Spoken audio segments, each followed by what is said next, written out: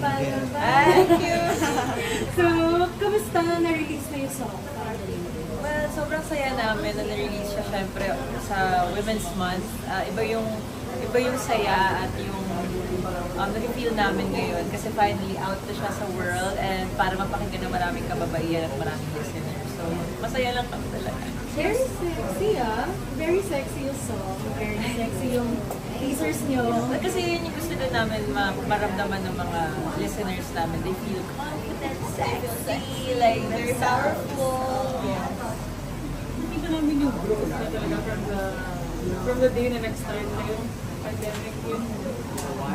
Ngayon parang nag-transform talaga. Are you hands-on pagdating sa looks, ganyan? Anong story?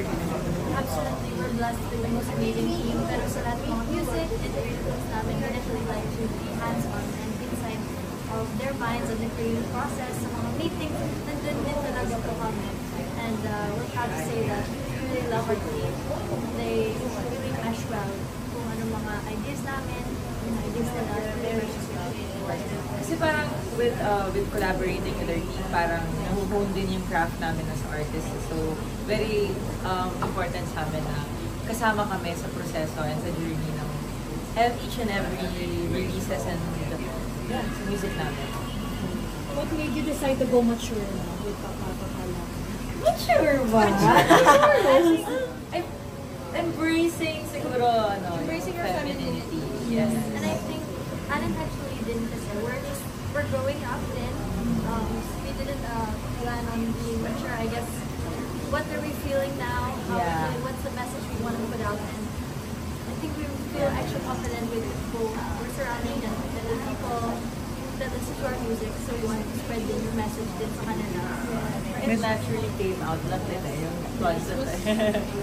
Mas naging confident lang naman Mula nung nilabas yung song, trending kayo halos araw-araw. Hindi po kami makapagsalita ka. Hindi po kami makapaniwala. Yes, yun po. Kasi yung support na ibinibigay po sa amin ng fans namin and the casuals actually, grabe kasi hindi naman po ganun before. So, nakakataba lang. Sobrang nakakataba naman. Teasers po pa lang, like, hindi namin talaga expect and we're really grateful for it to come. We just want to put out a message and a good song for our fans.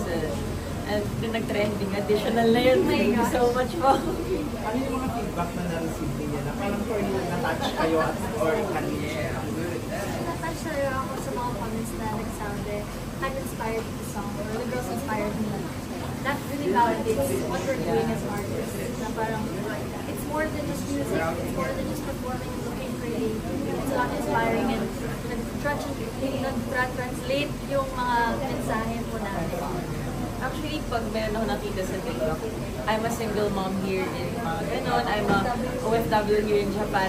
Whenever I listen to Pabagpalaban, parang mas gusto nilang lumaban. Parang mga ganong bagay, nakakataba ng puso kasi talagang sa kababaihan po talaga na feel nila, sarili nila yung pinaglalaban nila. So, nakakataba talaga ng puso.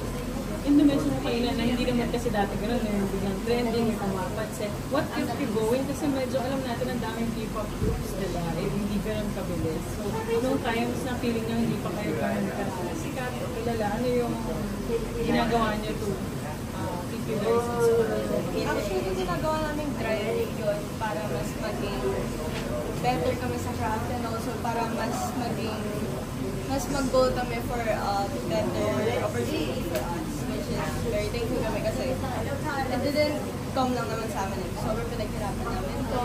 Talagang nag-training kami everyday, pinaghandaan namin to contact, meetings and all, hands-on. Parang nako-convert siya eh. Nako-convert yung ganong doubts and kasi hindi talaga maiwasan yung doubts. Especially sa journey ng P-pop. Sugal talaga yung P-pop, masasabi ko talaga. And when we see our seniors strive and ang dami na na-achieve, nararamdaman din namin na kaya. So hindi talaga kami may chance and may malawak and sobrang bright ng future ng P-pop and sobrang saya na medyo nakikita din namin yung brightness. And we really believe in God's timing. God's timing is always perfect. So, having that faith and keeping strong through it. each other, knowing the talents that we work so hard to work on. We know that someone above us will do it and will support us. Sabi nga ni Kuya TJ Puhon, our parents, sobrang supportive din po talaga kasi ni Ate Casey siya Kuya TJ. Isa sila talaga sa mga naniniwala sa amin. Touching on the lyrics of Papa Palaban, ano yung parang worst comment na narinig mo bilang babae? Worst comment. Kunwari lang personal, masyado kang magaslaw for a woman, parang gano'n. Naku. Na nasabi sa inyo. Pabebe ka Na lang, nasabi. pabebe. Madami eh. Siguro isa na sa pinakang verse sa nababasa namin or ko is yung kino-compare sa ibang babae. Which is, you don't need to compare, kahit hindi babae, basta sa ibang tao, you don't need to compare or pit each other, Don't pit women against someone against someone. Hindi mo kailangan magawa, hindi mo kailangan ipag-compare. Kasi lahat ng tao may sarili-sarili silang own uniqueness. They have their own uniqueness, they have their own beauty, they have their own color. So, yun for me. For me naman, yung hindi man siya bash, but more on like when someone compliments you but at the same time dragging another person. Parang para sa akin hindi siya compliment but insult na in a way kasi kino-compliment mo ko pero tinatapakan mo yung ibang tao so hindi siya compliment para sa akin. I agree with you. And I think, to touch on the question is, like, babae kayo, so hanggang dyan lang kayo, or dapat nandito lang kayo, or aabot lang kayo hanggang dito. We should never set the limit to ourselves, di ba? May limitless na song. Bakit ba? Yeah, that's why I think Palaban is super in line with talaga what the message we want to put out. Ano ba yung Palaban? Sorry, Alvin from Metro City. I just want to ask, with the new era for G22, what are your hopes for this new era? Since with the visual changing from cutesy to very fierce, ano yung hope niyo para dito sa era? Well, ang hope din namin and goal talaga is ma-put out pa namin at ma-loudspeaker, loudspeaker, yung message namin. Yun talaga yung pinaka-importante sa amin na mas marami kaming ma-empower na kabataan, especially sa kababaihan, and I think yun talaga yung pinaka-goal namin. With the success of your new single, do you think na this will solidify G22 sa P-pop roster of P-pop? Hopefully. Palagi naman po kaming hoping for the best every time we put out a song. Yun yung palang hope, sana ito na yun.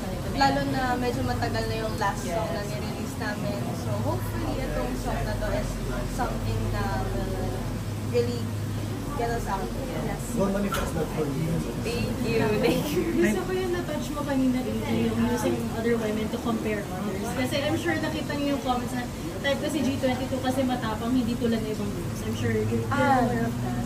So what's your reaction sa mga ganun?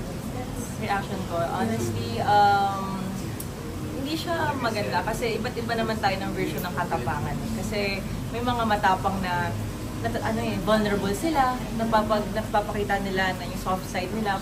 Katapangan yun. May matapang na here and na talagang proud of you, I'll tell you what I think, gano'n.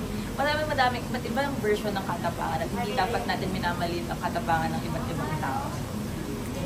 Nabanggit mo earlier na medyo natagal yung before Papalaban. No? So, paano yung naging process nyo sa pagpili ng Papalaban na maging perfect siya na comeback ng G22?